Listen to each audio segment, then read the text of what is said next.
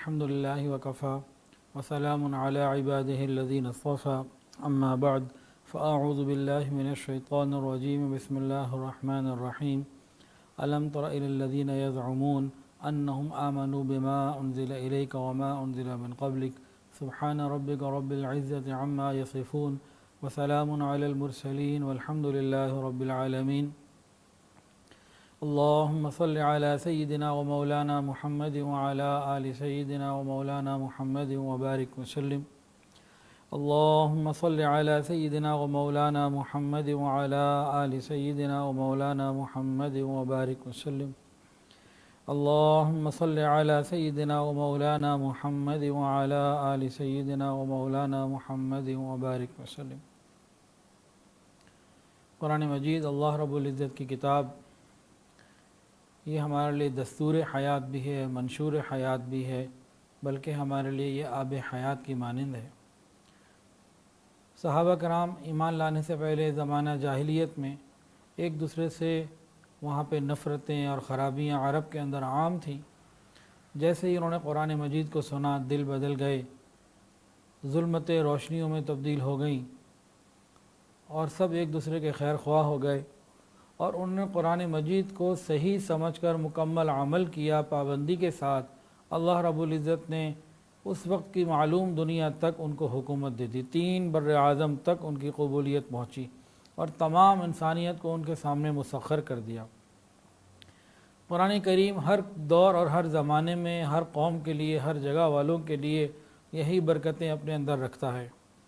یہ صرف صحابہ کے ساتھ نہیں، یہ ہر ایک کے ساتھ ہے، ہر اس قوم کے ساتھ جس قوم نے بھی، جس جماعت نے بھی قرآن مجید کی تعلیمات کو صحیح سمجھا اور پابندی کے ساتھ ان کا عمل کیا، تو اس کتاب نے انہیں اندھیروں سے نکال کر روشنیوں میں پہنچایا، پستیوں سے اٹھا کر بلندیوں میں پہنچایا، اور ان کے کامل عمل کی برکت سے اللہ رب العزت کی مدد ان کے ساتھ شامل حال ہو گئی اور ان کا رعب ساری دنیا کے اوپر ہو گیا۔ آج بھی اگر ہم قرآن مجید کی تعلیمات پر عمل کر لیں، ہماری یہ پستیاں بلندیوں میں تبدیل ہو جائیں گی۔ اور یہ پکی بات ہے کہ قرآن مجید پر صحیح طریقے سے عمل بغیر صحیح سمجھے ہو نہیں سکتا۔ قرآن مجید پر اگر صحیح طریقے سے عمل کرنا ہو تو مستند علماء کرام سے رابطہ کرنا پڑتا ہے اور قرآن مجید کو صحیح سمجھنا ہوتا ہے۔ قرآن مجید کو صحیح سمجھنے کے لیے بہت سارے علوم کی ضرورت ہے۔ اس میں سے ایک علم ہے شان نزول، سبب نزول، کہ یہ آیت، یہ صورت یا یہ آیات کس پس منظر میں، کس بیک گراؤنڈ میں نازل ہوئیں۔ جب تک ان حالات کو نہ سمجھا جائے اس قرآن مجید کی آیات کو سمجھنا مشکل۔ بہت ساری آیات ایسی ہیں کہ جب تک سبب نزول، شان نزول کو نہ صحیح طریقے سے سمجھا جائے، اس میں کئی احتمالات نکل سکتے ہیں، کئی پہلو نکل سکتے ہیں۔ اگر اس پس منظر کو سمجھ لیا جائے تو بات ایک دم واضح ہو جاتی ہے۔ اس بات کو صحابہ نے سمجھا اور علماء بھی سمجھتے ہیں، لیکن آج کل بہت سارے نام نہاد اسکالرز اور دانشور وہ اس بات کو نہیں سمجھتے۔ وہ یہ کہتے ہیں کہ قرآن مجید کی فقط عربی زبان سے واقفیت کے بعد جیسا چاہے سمجھ لو، جو چاہے اجتہاد کر لو، اپنی کتابیں لکھ لو، سب کچھ کر لو، حالانکہ ایسا نہیں ہے۔ سنیے اور دل کے کانوں سے سنیے۔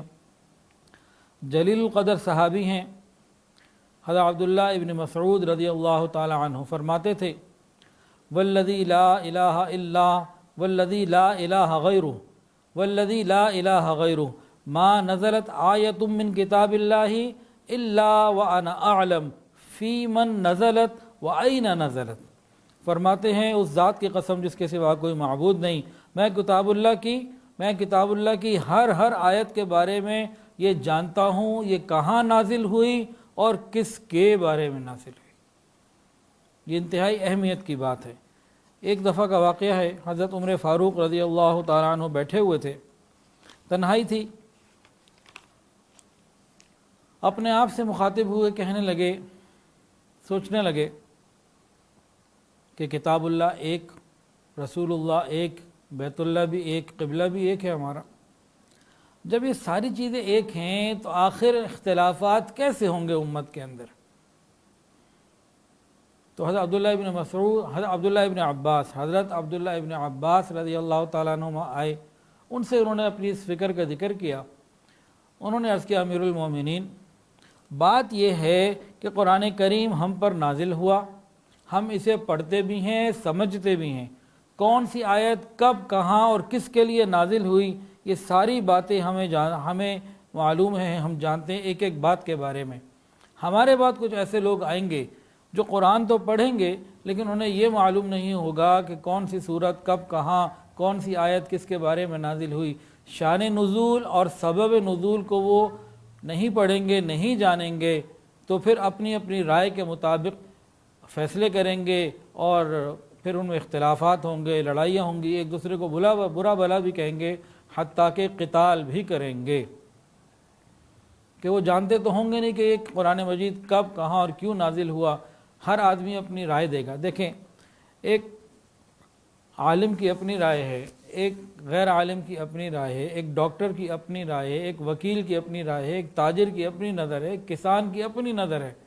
ہر آدمی اگر اپنی نظر کو بنیاد بنا کر قرآن کو سمجھنے لگے تو اللہ تعالیٰ کی رضا سامنے نہیں رہے گی، شریعت کا مطلوب اور مقصود کیا ہے وہ ہمارے ہاتھ سے نکل جائے گا۔ جب حضرت عبداللہ ابن عباس رضی اللہ تعالی عنہما نے ان سے یہ بات کہی تو حضرت عمر ناراض ہو گئے، ان کو ڈانٹا اور کہا تم جاؤ یہاں سے، تم کیسی باتیں کر رہے ہو۔ اس کے بعد سوچتے رہے، پھر دوبارہ بلایا ان کو، کہا عبداللہ ذرا دوبارہ اپنی بات کو تم کیا کہنا چاہ رہے تھے۔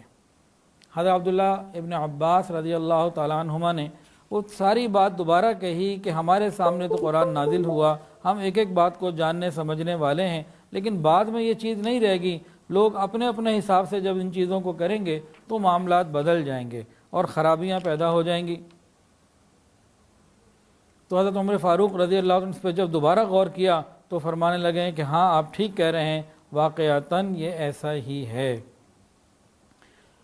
پھر دور فاروقی میں ایک واقعہ آیا، اس کو سمجھیے اور دل کے کانوں سے سمجھیے۔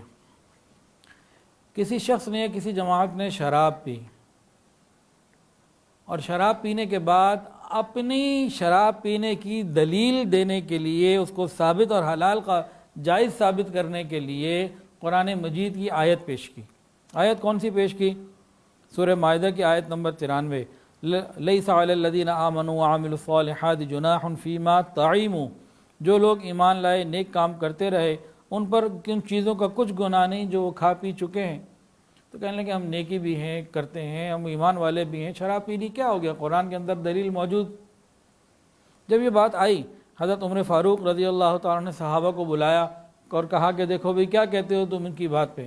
تو صحابہ کرام نے شدید طریقے سے رد کیا اور فرمایا کہ دیکھو کہ قرآن مجید کی یہ آیت کا جو شان نزول ہے وہ کیا ہے، وہ سنیے۔ اب واقعہ کیا ہوا، ایک شخص نے شراب پی اور یا ایک جماعت نے شراب پی اور دلیل کے طور پر قرآن مجید کی آیت پیش کی جس میں ذکر ہے کچھ کھا پی لیا، اگر نیک لوگ ہیں تو گناہ نہیں۔ حضرت عمر نے صحابہ کو بلایا کہ بھئی کیا کہتے ہو، خود بھی جانتے تھے وہ۔ تو پھر وہاں صحابہ نے بتایا کہ بھئی یہ آیت ان لوگوں کے بارے میں نازل ہوئی ہے جو حرمت شراب سے پہلے دنیا سے جا چکے تھے۔ واقعہ انہوں نے سنایا۔ واقعہ کیا ہے؟ حضرت انس رضی اللہ تعالیٰ عنہ فرماتے ہیں کہ ہمارے گھر میں شراب کا دور چل رہا تھا، اتنے میں باہر ایک شور بلند ہوا، تو میں باہر جا کے جب دیکھنے لگا تو معلوم یہ ہوا کہ شراب حرام قرار دی جا چکی۔ تو جیسے ہی صحابہ نے یہ سنا، کسی کے منہ میں تھی تو حلق میں نہیں گئی، ہاتھ میں تھی تو منہ میں نہیں گئی، جام میں تھی تو سراہی میں تھی تو وہ جام میں نہیں آئی، مٹکے میں تھی تو وہ سراہی میں نہیں آئی، سب نے بہا دی، ختم کر دیا اور شراب حرام ہو گئی۔ اس کے بعد کسی نے نہ پی۔ لیکن ان لوگوں کے اندر ایک خیال پیدا ہوا، انہوں نے کہا کہ ہمارے وہ ساتھی جو تھے ایمان والے، کلمہ پڑھنے والے، لیکن وہ تو شراب پیتے رہے اور ان کا شراب پیتے پیتے انتقال ہوا، اور وہ تو زندگی میں شراب پیتے تھے، ان کا کیا بنے گا؟ جب یہ بات پیش آئی تو قرآن مجید نازل ہوا کہ ان لوگوں کی فکر نہ کرو، وہ ایمان والے تھے، نیک اعمال کرتے رہے، جو کچھ ان کے زمانے میں گزر گیا، ان کے اوپر کوئی گناہ نہیں، ولا جناح، ان کے اوپر کوئی گناہ نہیں، کہ وہ جس وقت زندہ تھے اس وقت کی حرام چیزوں سے وہ تو بچتے تھے اور نیک اعمال کرتے تھے۔ اس لیے کوئی پریشانی کی بات نہیں. یہ بالکل اسی طریقے کی بات ہے. اس کی مثال بالکل 100% وہی ہے کہ جس وقت بیت اللہ شریف کو قبلہ اللہ رب العزت نے قرار دیا، فولی وجہ کا شطر المسجد الحرام، کہ آپ بیت اللہ کو قبلہ کر لیجئے. تو اس وقت صحابہ کرام کے دل میں یہ بات پیدا ہوئی، بعض صحابہ کے دل میں.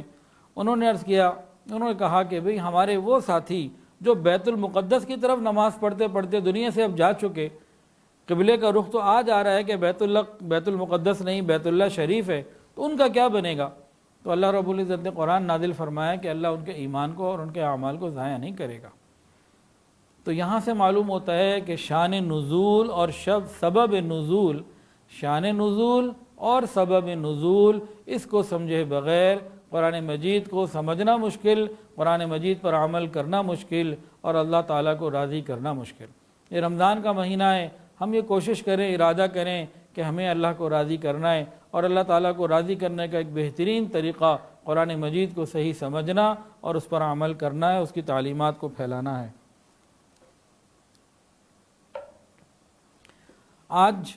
بلکہ آج یکم رمضان ہے. آج مجھے مارکیٹ بھی جانا ہوا اور مسجد بھی جانا ہوا. گاڑی میں، اب دکان شالمی میں ہے، گھر ٹاؤن شپ میں ہے، 16 کلومیٹر کا ایک راستہ ہے. ایک تکلیف دہ بات محسوس ہوئی. بازار میں رش تھا. 2 یوٹیلیٹی سٹورز میرے راستے میں پڑتے ہیں، ایک ماڈل ٹاؤن پہ جب آتے ہیں اور ایک یہ ہمارے A1 کے سامنے. یوٹیلیٹی سٹورز کے باہر خوب رش تھا، آنکھوں سے آج ہی دیکھا میں نے. کوئی SOPs کا خیال نہیں، لائنیں لگی ہوئی ہیں، بے شمار لوگ کھڑے ہوئے تھے. پھر عصر کی نماز اپنی سوسائٹی میں A1 کی مسجد میں جب آ کے ادا کی. آج یکم رمضان ہے. عصر کی نماز میں مسجد SOPs کی پابندی کے ساتھ آدھی بھری ہوئی تھی، آدھی خالی تھی. SOPs کی پابندی کا مطلب کیا ہے؟ جہاں 100 آدمیوں کی جگہ ہے وہاں 30-35 کھڑے ہو سکتے ہیں. 100 میں سے 50 کی جگہ بھی نہیں، 100 میں سے 50 بھی کھڑے نہیں ہو سکتے. اتنا فاصلہ کرو، یہ کرو، وہ کرو. تو SOPs کی پابندی کے ساتھ بھی آدھی مسجد خالی تھی. ورنہ اس سے پہلے یہی مسجد پہلی رمضان کو جگہ نہیں ہوتی تھی، آخر تک بھری ہوتی تھی. اور کئی مساجد میں 2-2 3-3 جماعتوں کا بھی رواج مارکیٹوں میں ہوتا تھا کہ اتنے نمازی ہیں. یہ یکم رمضان میں پہلے یہ حال ہوتا تھا، اور آج یکم رمضان ہے کہ مسجد آدھی خالی ہے. اور اگر ہم SOPs کی پابندی کو 1 منٹ کے لیے سائٹ پہ رکھیں اور ان سب کو آگے کریں تو اس کا مطلب ہے کہ 1/3 کے قریب مسجد 40% بھری ہوئی ہے، 60% سے زیادہ مسجد خالی ہے.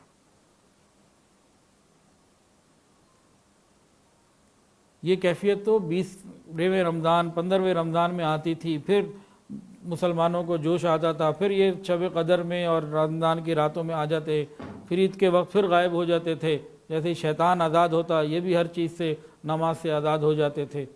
لیکن آج اتنا برا وقت آ چکا ہے کہ یکم رمضان کو مسجد کی اتنی تکلیف دہ حالت یہ میں نے اپنی زندگی میں کبھی نہیں دیکھی. آئندہ معلوم نہیں کیا ہوگا اور ہم کہاں جائیں گے. انا للہ و انا الیہ راجعون.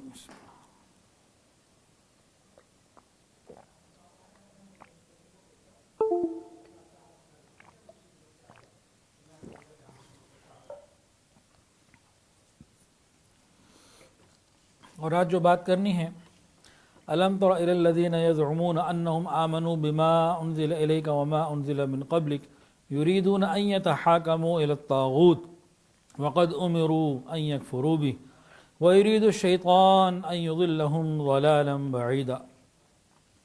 اے پیغمبر، کہ آپ نے ان لوگوں کو نہیں دیکھا جو یہ دعویٰ کرتے ہیں کہ وہ قرآن مجید پر ایمان بھی لے آئے ہیں، اور جو آپ پر نازل کیا گیا اور اس سے پہلے بھی جو کتابیں نازل ہوئی تھی ان پر بھی ایمان رکھنے کا وہ دعویٰ کرتے ہیں. لیکن حالت ان کی یہ ہے کہ اپنے مقدمے فیصلے کے لیے شیطان یعنی طاغوت یعنی شیطان کے پاس لے جانا چاہتے ہیں، حالانکہ ان کو یہ حکم دیا گیا تھا کہ وہ شیطان کا، برائی کا کھل کر انکار کریں. اور شیطان تو پہلے ہی ان کو یہ چاہتا ہے کہ بھٹکا دے اور تباہی اور گمراہی کے راستے پر لے جائے. اور جب ان سے کہا جاتا ہے آؤ اس حکم کی طرف جو اللہ نے اتارا ہے، آؤ رسول کی طرف، تو تم ان منافقوں کو دیکھو گے جو تم سے پوری طرح منہ موڑ بیٹھے ہیں. پھر اس وقت ان کا کیا حال بنتا ہے جب خود اپنے ہاتھوں کے کرتوت کی وجہ سے ان پر کوئی مصیبت آتی ہے۔ اس وقت یہ آپ کے پاس اللہ کی قسمیں کھاتے ہوئے آتے ہیں، کہتے ہیں ہمارا مقصد تو فقط بھلائی کرنا تھا، مصالحت تھا، جوڑ پیدا کرنا تھا۔ وہ یہ ہیں کہ اللہ ان کے دلوں کی باتوں کو خوب جانتا ہے، لہذا محبوب آپ انہیں نظر انداز کر دیجئے، انہیں نصیحت کیجئے اور خود ان سے ان کے بارے میں ایسی باتیں کہتے رہیے جو ان کے دل میں اتر جانے والی ہو۔ خوف خدا کی بات کیجئے۔ اور ہم نے کوئی رسول اس سوا اس مقصد کے لیے نہیں بھیجا کہ اللہ کے حکم سے ان کی اطاعت کی جائے۔ اور جب ان لوگوں نے اپنی جانوں پر ظلم کیا تھا، اگر یہ اس وقت تمہارے پاس آ کر اللہ سے مغفرت مانگتے، اے رسول آپ بھی ان کے لیے مغفرت کی دعا کرتے، یہ اللہ کو بہت معاف کرنے والا اور مہربان پاتے۔ یہ قرآن مجید کی آیات ہے، سورہ نساء 5ویں سپارے میں آیت نمبر 60، 61، 62، 63، 64، 4 یہ ہیں اور آگے کی بھی 2-3 آیات۔ ان کو سمجھنے کے لیے جو ابھی ترجمہ ہم نے سنا، اس کے شان نزول کو ہم سمجھتے اور ساتھ ساتھ ہم اپنے دل سے بھی پوچھتے جائیں کہ ہمارے دل کا حال کیا ہے۔ سب سے پہلے تو یہ سمجھیں مسلمان وہ ہے جو ظاہراً اور باطناً اللہ کو ماننے والا، رسول کو ماننے والا ہے ہر اعتبار سے۔ منافق کسے کہتے ہیں؟ منافق اس شخص کو کہتے ہیں جو ظاہر میں کہتا ہو ہم کلمہ پڑھنے والے ہیں، قرآن ماننے والے ہیں، ہم رسول کی اتباع کرنے والے ہیں، لیکن دل سے یہ بات ان کی نہیں ہوتی، دل ان کا اور ہوتا ہے، ظاہر اور ہوتا ہے۔ تو ظاہری طور پر وہ اپنے آپ کو مسلمان کہتے ہیں، اندر سے ان کے اندر منافقت ہوتی ہے۔ اور تیسرے ہوتے ہیں غیر مسلم، جیسے یہودی، عیسائی، ہندو وغیرہ۔ اب اس بات کو سمجھنے کے بعد آیت کا ترجمہ آپ نے سنا، اب شان نزول سمجھیے اور ساتھ ساتھ اپنے دلوں کو بھی ٹٹولیے کہ ہمارے اندر کیا معاملے ہیں۔ یہ قرآن مجید، اس کی تفصیلات، اس کے احکامات قیامت تک کے لیے ہیں، یعنی آج میرے لیے بھی ہیں اور آپ کے لیے بھی ہیں۔ ہوا کیا تھا کہ ایک شخص تھا، بشر، منافق تھا وہ،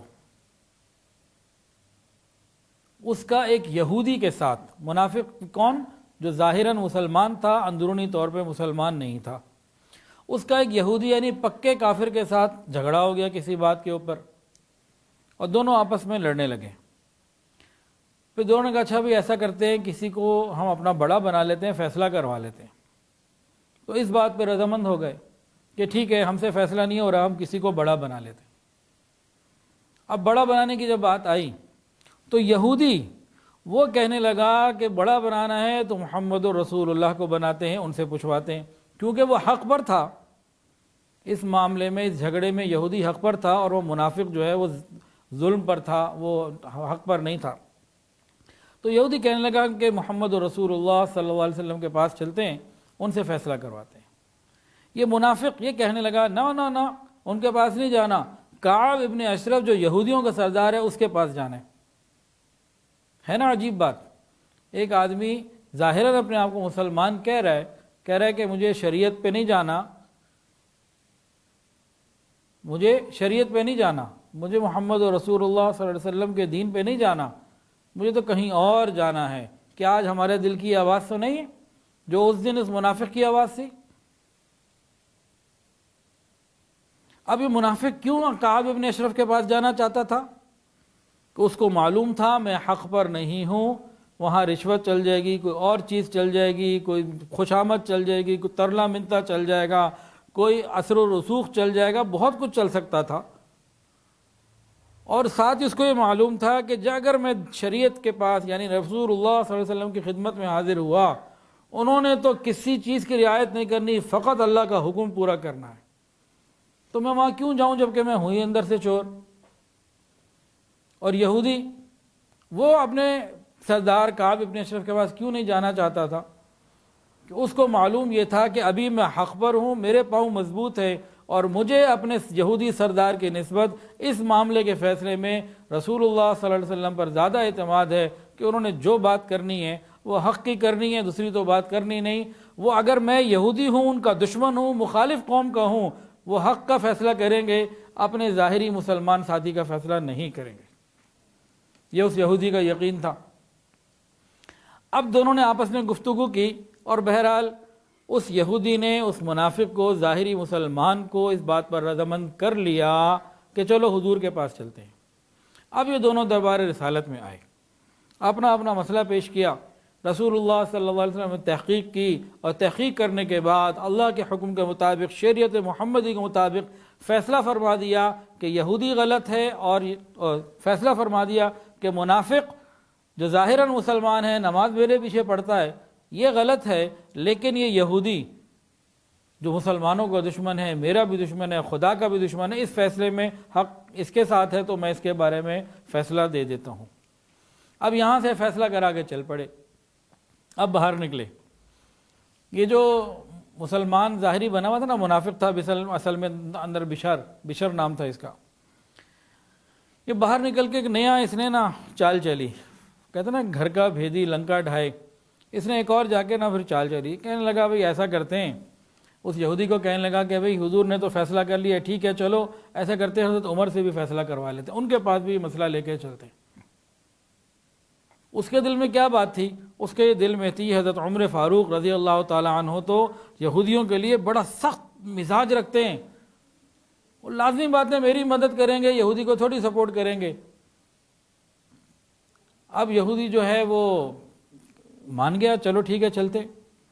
اب حضرت عمر کے دربار میں دونوں حضرت عمر کے پاس حاضر ہوئے، حضرت فاروق اعظم رضی اللہ عنہ کو یہودی نے پوری تفصیل بتا دی کہ یہ جھگڑا ہوا، ہم دربار رسالت میں گئے، وہاں سے میرے حق میں فیصلہ ہو چکا ہے، اب یہ مجھے آپ کے پاس لے کر آیا، آپ بتائیے کیا کریں۔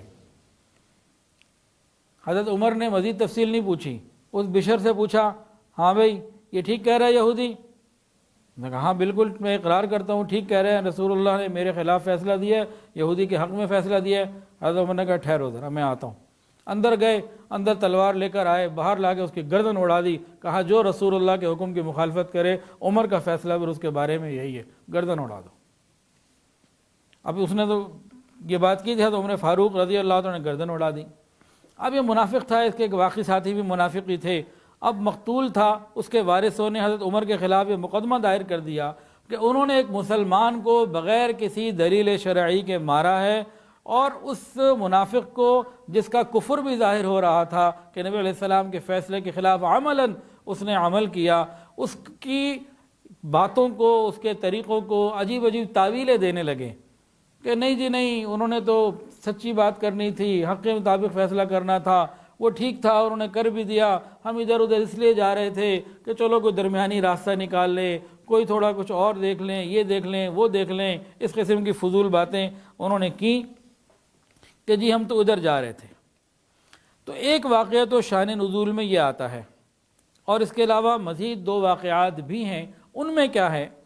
ان میں یہ ہے کہ بعض لوگوں نے شرعی فیصلہ چھوڑ کر بجائے یہ کہ حضور کے پاس آتے، بجائے یہ کہ شریعت کے مطابق فیصلہ کرتے، وہ کسی کاہن یا نجومی یا کسی ایسے بندے کے پاس جانا انہوں نے پسند کیا جہاں رشوت چل سکتی تھی، فیصلہ مرضی کا لے سکتے تھے، یا ان کا اثر و رسوخ چل سکتا تھا، فیصلہ اپنی مرضی کا لے سکتے تھے، یا ان کی زبان، قبیلہ، قوم یا کسی وجہ سے وہ فیصلے کے اوپر نظر انداز ہو سکتے تھے، یعنی کہ فیصلے کے اوپر وہ اپنا اثر انداز ہو سکتے تھے، کوئی اثر ڈال سکتے تھے۔ تو انہوں نے اس طریقے سے کوشش کی کہ ایک شریعت اور سنت کو چھوڑ کر وہ کہیں اور گئے۔ اب ہمیں اس بات پہ غور کرنا ہے کہ جب ہمارے پاس مسئلہ آتا ہے، قرآن و حدیث کے پاس ہم جاتے ہیں، علماء کے پاس جاتے ہیں، یا کہیں اور، ہم سوچیں ہمارے جب مسئلے ہوتے ہیں وراثت کے، جائیداد کے، باقی جھگڑوں کے، میاں بیوی کے، یا کسی قسم کے جب جھگڑے ہوتے ہیں، ہم کدھر جاتے ہیں؟ ہم شریعت کو مقدم رکھتے ہیں یا شریعت سے چوری کر کے ادھر ادھر جانے کی کوشش کرتے ہیں؟ یہ سوچیں۔ کتنے لوگ ایسے ہیں ان کے سامنے کوئی بات آ جائے، کوئی کفریہ جملہ بول دیتے ہیں بڑا سخت، کہتے ہیں رکھ پرے شریعت کو، انا للہ و انا الیہ راجعون۔ جو شخص یہ کلمہ بولے، یہ لفظ بولے، اس کو چاہیے کہ وہ علماء مفتی حضرات کے پاس جا کر اس کو سمجھے کہ کہیں اس کا ایمان باقی رہ گیا کہ نہیں رہ گیا، کہاں کھڑا ہے، ایمان باقی ہے کہ نہیں۔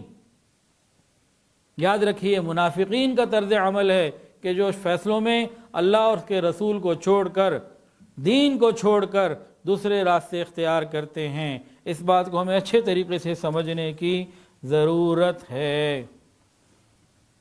قرآن مجید کی ان آیات میں یہ سبق ملتا ہے کہ شرعی فیصلے کو چھوڑ کر خلاف شرع فیصلے کی طرف رجوع کرنا یہ شیطان ہی کی تعلیم ہے، اور شیطان تو پہلے ہی دور لے جانا چاہتا ہے۔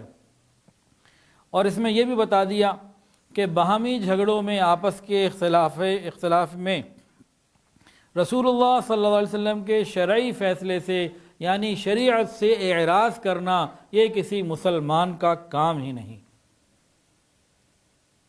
کسی مسلمان کا یہ کام ہی نہیں۔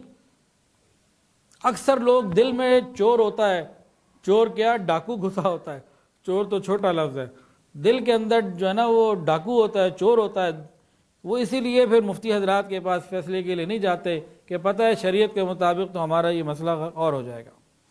پھر تیسری آیت میں قرآن میں اللہ تعالیٰ نے فرما دیا کہ جو تم تعویلات کرتے ہو نا کہ ہم نے مصلحت کی وجہ سے چھوڑا، ہم مانتے تو اللہ کو ہیں، ہم مانتے تو اللہ کے رسول کو ہیں، لیکن ذرا ادھر بھی ذرا ادھر بھی ذرا ادھر بھی مصلحتوں کی وجہ سے، فرمایا کہ ان ساری تعویلات کو چھوڑ دو، ایسا نہ ہو کہ تمہیں نقصان ہو، شرمندگی ہو، ان تعویلات کو مت کرو۔ پھر اللہ تعالیٰ نے قرآن مجید میں ان آیات میں نبی علیہ السلام کو نصیحت فرمائی، یعنی علماء کو نصیحت فرمائی آج کے زمانے میں کہ بھئی جو لوگ اس طرح کی حرکتیں کرتے ہیں ان کو نصیحت کیجیے، آخرت کی یاد دلائیے، انہیں سمجھائیے کہ یا تو اس طرح کھلم کھلا دنیا میں کے اندر بھی ذلت ہے اور قیامت کے اندر بھی ذلت ہے، اپنے آپ کو بچاؤ اور فکر کر لو۔ اگر تم نے اپنا انجام دیکھنا ہے تو اس منافق کا انجام تو دیکھو، ڈر جاؤ کہ اس طرح کی باتیں، کہ علماء کو فرمایا کہ بھئی ان کو سمجھاؤ۔ اور پھر 5ویں آیت میں ایک ضابطہ یہ بتایا کہ ہم نے جن بھی رسول کو بھیجا اسی لیے بھیجا کہ لوگ ان کی اطاعت کریں، اور جو ان کی اطاعت نہیں کرے گا وہ سیدھا سیدھا اللہ کے حکم کی مخالفت کرے گا، پھر اس کے ساتھ وہی ہوگا جو حضرت عمر نے کیا۔ پھر ایک اور عجیب بات، بہت ہی عجیب بات، اللہ فرماتے ہیں اگر یہ لوگ اپنے قصور کا اعتراف کر لیتے اور آپ کے پاس حاضر ہوتے، آپ کے پاس حاضر ہونے کے بعد خود بھی اللہ سے معافی مانگتے اور محبوب آپ بھی ان کے لیے اللہ سے معافی مانگتے، لَوَجَدُ اللَّهَ تَوَّابًا رَحِيمًا، یہ اللہ تعالیٰ کو اپنے حق میں بڑا مہربان پاتے۔ یہاں ایک بڑی عجیب بات ہے، توبہ قبول کرنا، انما التوبۃ علی اللہ، انسان توبہ کرے اور قبول پروردگار کرے، یہ اصول ہے۔ یہاں پہ رسول اللہ صلی اللہ علیہ وسلم کو توبہ میں کیوں شامل کیا گیا کہ وہ نبی علیہ السلام کے پاس آ کے اللہ سے توبہ کرتے اور نبی علیہ السلام بھی ان کے لیے اللہ سے توبہ کرتے۔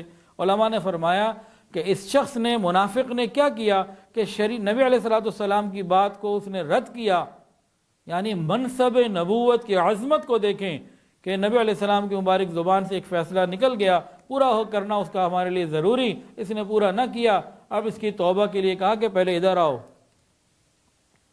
یہ منصب نبوت کے اوپر حملہ کیا تھا اس نے۔ تاہم یہ ایک بڑا خوبصورت نقطہ بھی نکلتا ہے،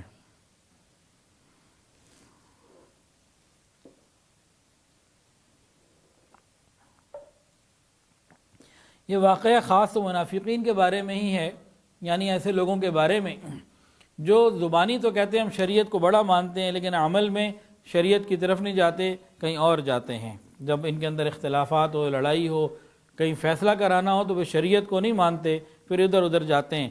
یہ ان لوگوں کو سمجھایا گیا ہے۔ لیکن بہرحال ایک عام ضابطہ بھی نکل آیا کہ کیا فرمایا تھا اللہ نے کہ جو شخص رسول اللہ صلی اللہ علیہ وسلم کی خدمت میں حاضر ہو جائے اور پھر حاضر ہو کے اللہ سے معافی مانگے اور نبی علیہ السلام بھی اس کے لیے اللہ سے معافی مانگے تو بس مسئلہ آسان ہو جائے گا، اللہ مہربانی فرما دیں گے۔ تو وہ الحمدللہ ہمارے اکابرین علماء دیوبند ہیں، ان کا عقیدہ کیا ہے کہ رسول اللہ صلی اللہ علیہ وسلم کی خدمت میں جس طرح آپ کی زندگی میں حاضری ہوتی تھی اسی طرح روضہ اقدس پر حاضری اسی طریقے کی حاضری ہے، بس درمیان میں ہمیں نظر نہیں آ رہے۔ نبی علیہ السلام اپنی قبر مبارک کے اندر حیات ہیں، تو اس آیت کے تحت یہ بات موجود ہے، وَلَوْ أَنَّهُمْ إِذْ ظَلَمُوا أَنفُسَهُمْ جَاءُوكَ فَاسْتَغْفَرُوا اللَّهَ وَاسْتَغْفَرَ لَهُمُ الرَّسُولُ لَوَجَدُوا اللَّهَ تَوَّابًا رَحِيمًا، کہ آج بھی کوئی شخص مواجہ شریف کے قریب کھڑے ہو کر اللہ تعالیٰ سے اپنے گناہوں کی معافی مانگے، رسول اللہ صلی اللہ علیہ وسلم سے بھی عرض کر دے یا رسول اللہ آپ میرے لیے دعا کر دیجئے اللہ میرے گناہوں کو معاف فرمائیں، تو انشاءاللہ اللہ تعالیٰ مہربانی فرما دیں گے۔ بحر محیط کے اندر ایک واقعہ ہے، حضرت علی کرم اللہ وجہہ نے فرمایا کہ رسول اللہ صلی اللہ علیہ وسلم کی دفن کے تدفین کے 3 دن کے بعد ایک بدو آیا، قبر شریف کے پاس آ کر گر گیا اور زار و زار روتے ہوئے آیت مذکورہ کا حوالہ دے کر کہنے لگا، عرض کرنے لگا کہ اللہ تعالیٰ نے اس آیت میں وعدہ کیا ہے اگر کوئی گناہ گار رسول کی خدمت میں حاضر ہو جائے اور رسول اس کے لیے دعائے مغفرت کریں تو اس کی مغفرت ہو جائے گی، اس لیے میں آپ کی خدمت میں حاضر ہوا ہوں، میں بھی اللہ سے اپنے لیے معافی مانگ رہا ہوں، اے اللہ کے محبوب آپ بھی میرے لیے مغفرت کی دعا کریں۔ اس وقت جو لوگ حاضر تھے ان کا بیان ہے کہ جواب میں روضہ اقدس کے اندر سے آواز آئی کہ اللہ نے تیری مغفرت کر دی۔ اللہ اکبر کبیرہ۔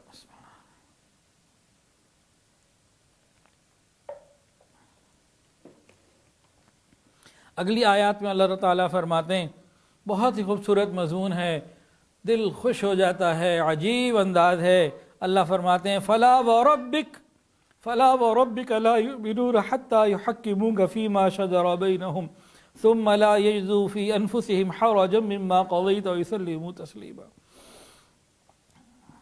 اے پیغمبر تمہارے پروردگار کی قسم، اے پیغمبر تمہارے پروردگار کی، تمہارے رب کی قسم۔ یہ عجیب اللہ کی شان، اللہ نے اپنے محبوب کی عجیب شان بیان کی ہے۔ فلا وربک، محبوب تیرے رب کی قسم۔ اللہ نے تو کئی قسمیں ایسے کھائیں، زمین و آسمان پیدا کرنے بنانے والے کی قسم، اس کائنات کو چلانے والے کی قسم، سب کو کھلانے پلانے والے کی، رازق کی قسم، مالک کی قسم، وہ اپنی باتیں سب اپنی جگہ ہیں۔ اللہ اکبر، یہ عجیب انداز ہے محبت کا، اور نبی علیہ السلام کی عظمت کا ایک عجیب انداز ہے۔ اللہ فرماتے فلا وربک، محبوب تیرے رب کی قسم، گویا اپنی ذات کو اپنے سے ہٹا کر محبوب کے ساتھ اس کی نسبت کی، اور پھر فرمایا محبوب تیرے رب کی قسم، یعنی میری ہی قسم، قسم تو اپنی کھائی ہے لیکن انداز دیکھیے کتنا پیارا ہے، کتنا عجیب ہے۔ فلا وربک، محبوب تیرے رب کی قسم۔ کیا یہ تعلق ہے محبوب صلی اللہ علیہ وسلم کی عظمت کو اسی سے اگر انسان سمجھے، اللہ اکبر کبیرہ، فلا وربک، محبوب تیرے رب کی قسم، اللہ اکبر کبیرہ۔ جتنا اس کو سنیں گے سوچیں گے خوشی بڑھتی چلی جائے گی، کیا عجیب انداز ہے۔ اللہ کے محبوب صلی اللہ علیہ وسلم نے ایک مرتبہ اللہ تعالیٰ سے یوں عرض کیا تھا، اللہم لا احصی ثناء علیک، اللہ میں تیری شان بیان نہیں کر سکتا، انت کما اثنیت علی نفسک، اللہ تو ایسا ہی ہے جیسی تو نے خود اپنی شان بیان کی۔ یعنی انسان اللہ رب العزت کی شان بیان کرنے میں عاجز ہے، کر ہی نہیں سکتا۔ اسی بات کو اگر ہم دوسرے انداز سے یوں کہیں کہ اے اللہ ہم بھی رسول اللہ صلی اللہ علیہ وسلم کی شان بیان کرنے سے قاصر ہیں، آپ کے محبوب تو ایسے ہی ہیں جیسے آپ نے فرمایا ہے۔ اور یہ بھی دعا کرتے ہیں اللہ ہمیں مواجہ شریف پر کھڑے ہو کر، وہاں حاضر ہو کر یہ بات وہاں بھی رسول اللہ صلی اللہ علیہ وسلم کے سامنے کہنے کی توفیق عطا فرمائیے، اور بار بار عطا فرمائیے کہ ہم وہاں بھی کھڑے ہو کے یہ کہہ سکیں یا رسول اللہ صلی اللہ علیہ وسلم، ہم آپ کی عظمت اور شان اور نعت بیان کرنے سے انتہائی قاصر ہیں، آپ کی شان ایسے ہی ہے جیسے آپ کے رب نے بیان فرمائی۔ اللہ اکبر کبیرہ، فلا وربک، قسم ہے تیرے رب کی، قسم ہے تیرے رب کی۔ عجیب انداز ہے اللہ کا، اللہ اکبر۔ آگے جو آیت ہے وہ کیا ہے، سنیے ترجمہ، اے پیغمبر تیرے پروردگار کی قسم، فلا وربک، یہ لوگ اس وقت تک مومن نہیں ہو سکتے جب تک کہ اپنے باہمی جھگڑوں میں تمہیں فیصل نہ بنائیں، تمہارے مطابق فیصلہ نہ کریں، اور پھر جو تم فیصلہ کر دو، محبوب جو آپ فیصلہ کر دیں اس کے بارے میں یہ اپنے دلوں میں پھر کوئی تنگی محسوس نہ کریں، مکمل طور پر سر تسلیم خم کر دیں، سرنڈر ہو جائیں۔ اللہ اکبر کبیرہ۔ اختلافات میں نبی علیہ السلام اور شریعت کو فیصل بنانا یہ صرف نبی علیہ السلام کی زندگی میں نہیں، قیامت تک کے لیے ہے۔ یہاں چند مسائل ہیں۔ فرمایا پہلی بات تو یہ ہے کہ وہ شخص مسلمان ہی نہیں جو اپنے جھگڑے اور مقدمے میں نبی علیہ السلام کے فیصلوں سے مطمئن نہ ہو، وہ شخص مسلمان نہیں ہو سکتا۔ دوسرا مسئلہ اس آیت سے یہ نکلا کہ صرف معاملات اور حقوق، لین دین، پراپرٹی کے اندر ہی مسئلہ نہیں، عقائد اور نظریات ہر جگہ یہ بات سب چیز کے لیے ہے، اس لیے ہر مسلمان کا فرض ہے جب بھی کسی مسئلے میں اختلاف کی نوبت آئے تو شریعت کی طرف رجوع کرے۔ تیسری یہ بات بہت اہم معلوم ہوتی ہے کہ جو کام رسول اللہ صلی اللہ علیہ وسلم قولاً یا عملاً ثابت ہو، اس کام کو کرنے سے دل میں تنگی محسوس ہونا یہ بھی ایمان کی کمزوری کی علامت ہے۔ مثال کے طور پر پانی نہیں تھا، تیمم کا حکم ہے، انسان نے تیمم کر لیا، اب تیمم کر کے اس نے نماز پڑھ لی، اب یہ صاحب کے دل میں پیدا ہو رہا ہے کہ یار یہ تیمم والی نماز ہے، پتہ نہیں صحیح ہے نہیں ہے کیا ہے، تو یہ اس چیز کو کیا کہیں گے؟ ایک جگہ پانی نہیں تھا، اس وقت شریعت کا حکم آیا تیمم کو پورا کرو، تیمم پر عمل کرو، تیمم کر لیا۔ اب یہ صاحب جو تھے حضرت صاحب اعلیٰ حضرت، انہوں نے جناب تیمم سے نماز پڑھ لی، نماز پڑھنے کے بعد دل میں خیال آ رہا ہے پانی ہوتا کتنا اچھا ہوتا، یہ تیمم ہے پتہ نہیں نماز ہوئی کہ نہیں ہوئی۔ ظاہر میں شاید کسی کو یہ لگ جائے کہ یہ دل کے اندر کوئی اچھا خیال پیدا ہو رہا ہے، یہ بہت برا خیال ہے، انتہائی برا خیال ہے، یہ اچھا خیال نہیں ہے۔ شریعت نے کہا تیمم کر لو تم پاک ہو، تو الحمدللہ ہم پاک ہیں۔ اور پھر جو کام رسول اللہ صلی اللہ علیہ وسلم نے کیا، تیمم نبی علیہ السلام نے بھی کیا، آپ سے زیادہ تقوی والا کوئی نہیں کائنات میں، تو آپ کی نماز ہو گئی تیمم سے، اور ہم یہ سوچیں کہ پتہ نہیں ہے اس میں کوئی کمی رہ گئی۔ تو اس کو بھی سمجھایا کہ جو کام اللہ کے محبوب نے کیا ہے، اگر ہم وہ کام کر رہے ہیں تو وہ کام کسی طریقے سے تقوی کے خلاف نہیں، وہ بہترین کام ہے۔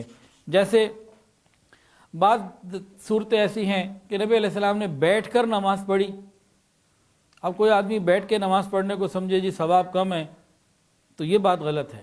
عزیمت پر عمل کرنا اس کی اپنی فضیلت ہے، لیکن کبھی رخصت جو نبی سے ثابت ہو اس پر عمل کرنے کو تنگی محسوس کرنا کہ دل میں کہ یار یہ ٹھیک نہیں ہے، یہ کمزور ہو گیا، خراب ہو گیا، یہ باتیں غلط ہیں۔ جیسے عشاء کی نماز کے بعد انسان وطر جب پڑھ لیتا ہے، وطر کے بعد 2 نفل اگر وہ اس نیت سے بیٹھ کے پڑھے، عام قاعدہ کیا ہے، صحت مند آدمی کھڑے ہو کے نماز پڑھے ثواب زیادہ، بیٹھ کے نماز پڑھے ثواب کم، لیکن وطر کے بعد 2 نفل جو ہیں اگر یہ اس لیے بیٹھ کے پڑھے کہ رسول اللہ بیٹھ کے پڑھتے تھے، یہ پڑھ بیٹھ کے رہا ہے لیکن ثواب نسبت کی وجہ سے زیادہ پا رہا، اصل چیز تو نسبت ہے۔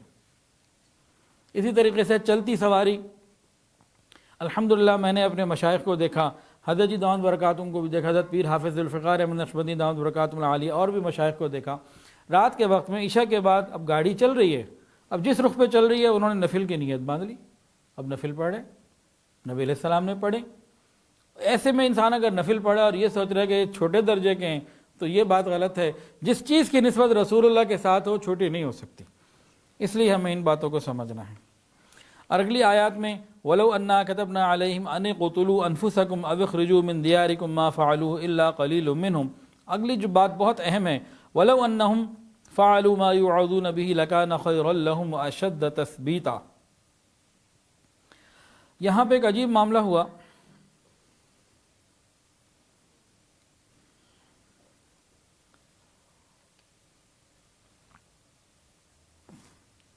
اسی واقعے سے متعلق، جب ایک منافق نبی علیہ السلام کے پاس نہیں جانا چاہ رہا تھا، پھر یہودی کے کہنے پر آیا، پھر نبی علیہ السلام نے فیصلہ دے دیا، پھر وہ فیصلے کے بعد حضرت عمر کے پاس گیا، تو یہ لوگوں میں جب شہرت ہوئی نا، تو جو مدینہ میں یہودی تھے انہوں نے مسلمانوں کو تانے دیے، تم کیسے لوگ ہو جس کو رسول مانتے اس کی بات نہیں مانتے؟ وہ شخص ظاہراً تو مسلمان تھا نا، منافق کہتے ہی اس کو ہیں جو اندر کچھ باہر کچھ ہو، کیسے تم مسلمان ہو اپنے نبی کی بات نہیں مانتے؟ جب ہم نے حضرت جو موسیٰ کی بات نہیں مانی تھی تو ہمارے بارے میں تو حکم آ گیا تھا فَقْتُلُوا أَنفُسَكُمْ، ایک دوسرے کو قتل کرو، اور ہمارے 70,000 شہید بھی ہو گئے تھے، ہم تو ایسا اعلیٰ درجے کے، اور تم کیا لوگ ہو، تم اپنے نبی کی بات نہیں مانتے؟ تو اللہ رب العزت نے یہ آیت نازل فرمائی، تو فرمایا کہ جو منافقین ہیں، کمزور لوگ، یہ تو نہیں مانیں گے، لیکن صحابہ میں ایسے ہیں جو ان باتوں کو مان لیا کریں گے۔ اگر اللہ یہ فیصلہ دیتے تو مان لیتے یہ لوگ۔ تو صحابہ میں سے ایک صحابی حضرت ابوبکر صدیق رضی اللہ عنہ نے فرمایا، یا سن کر کہا، اگر یہ حکم نازل ہوتا کہ اپنے آپ کو اللہ کے لیے جان سے مار دو، تو خدا کی قسم میں ابوبکر اپنے گھر والوں کے ساتھ سب سے پہلے آتا، اپنے آپ کو پیش کرتا۔ پھر نبی علیہ السلام نے فرمایا، میری امت میں ایسے بھی لوگ ہیں جن کے دلوں میں ایمان مضبوط پہاڑوں سے زیادہ جمع ہوا ہے۔ اور بعض روایت میں اس آیت کے نازل ہونے کے بعد نبی علیہ السلام نے فرمایا، اگر یہ حکم اس طرح کا ہوتا کہ اپنے آپ کو قتل کرو یا ترک وطن کا اللہ کی طرف سے آ جاتا تو میں کہتا ہوں ابن ام عبد یعنی حضرت عبداللہ ابن مسعود ضرور اس پر عمل کرتے، یعنی جان دے دیتے۔ اور رہا دوسرا معاملہ ترک وطن کا، تو صحابہ نے مکہ چھوڑ کے یہ پہلے ہی ثابت کر دیا۔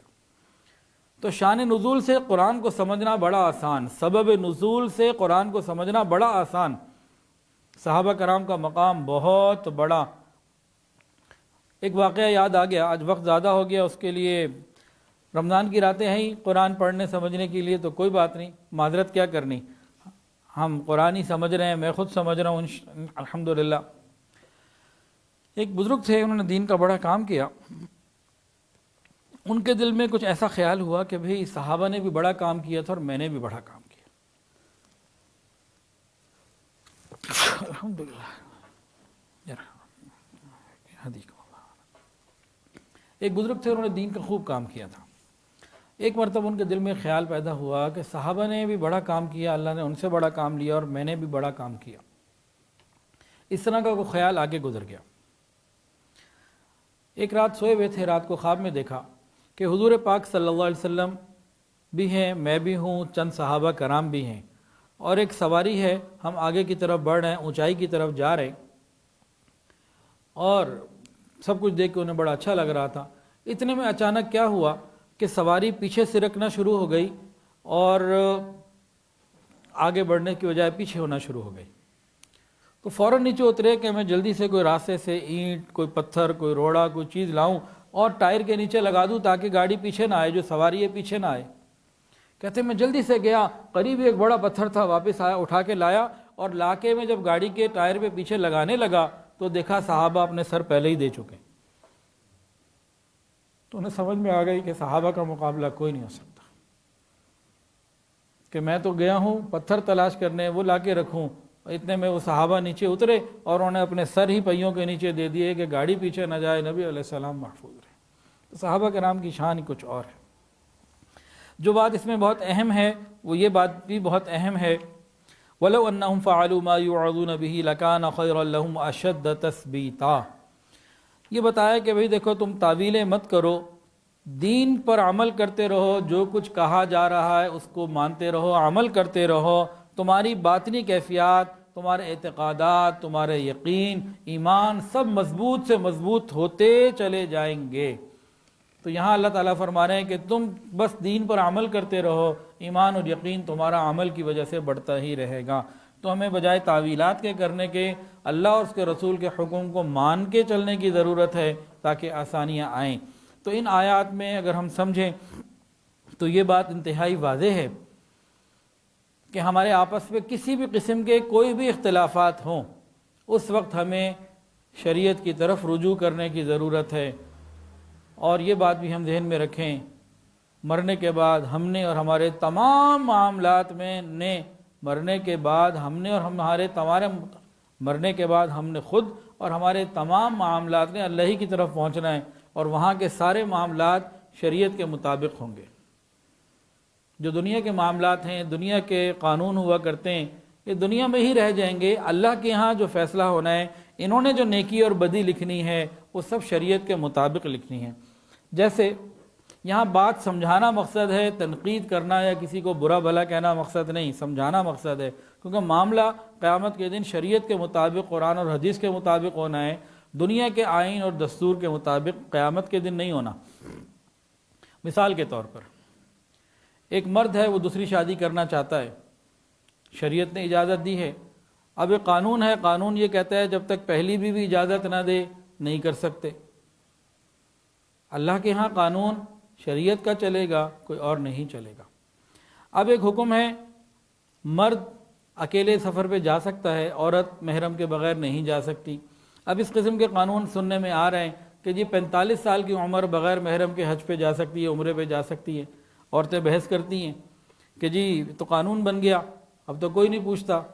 تو بھائی یہ معاملہ یہ ہے کہ انہوں نے نیکی بدی جو لکھنی ہے وہ انہوں نے شریعت کے قانون کے مطابق نیکی بدی لکھنی ہے۔ قیامت کے دن معاملہ شریعت کے قانون کے مطابق ہو